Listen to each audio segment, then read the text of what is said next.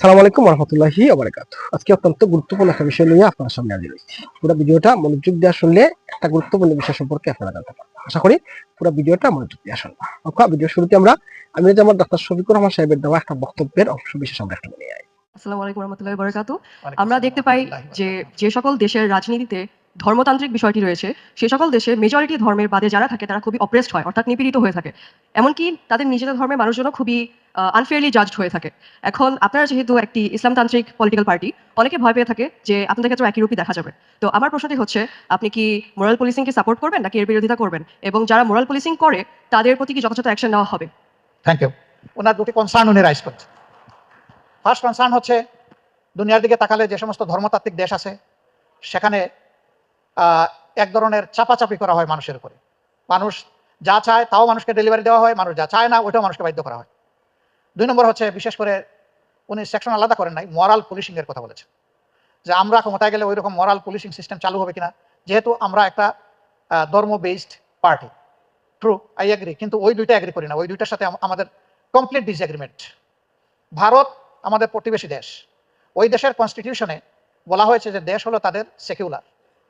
Secular means every religion will preserve the rights to enjoy their all religious freedom, but in fact এটা নেই সেখানে। বরঞ্চ এই কয়েকদিন আগেও দেখেছেন খ্রিস্টান সম্প্রদায়ের লোকদেরকে মব করে হত্যা করা হয়েছে, বাংলাদেশ তার প্রতিবাদ করেছে। এর আগে দেখেছেন অন্যান্য ধর্মাবলম্বী বিশেষ করে মুসলমানদেরকে সেখানে করা হয়েছে। তো কি হলো, সেখানে সংবিধানে তো লেখা আছে, ওই সংবিধান তো ফাংশন করছে না। এটা নির্ভর করে ওই সংবিধানের যারা কাস্টোডিয়ান তারা কেমন, তাদের মানসিকতার উপর নির্ভর করে দেশটা কেমন, সমাজটা কেমন চলবে। ইসলামের ব্যাপারে মরাল পুলিশিং এর কোনো জায়গা নেই।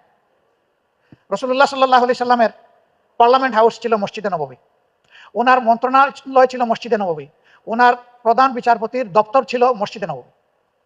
এই মসজিদে নববীতে শুধু মুসলমানরা ঢুকতেন না, শুধু পুরুষরা ঢুকতেন না, পুরুষ মহিলা মুসলিম ও মুসলিম নির্বিশেষে সমস্ত মানুষ ঢুকত। বহু মহিলা এসেছেন তার প্রয়োজনের কথা বলতে। তার পোশাক ইসলাম যেটুকু শালীনতার প্রত্যাশা করে ওরকম না, তিনি এসেছেন তার মতো পোশাক।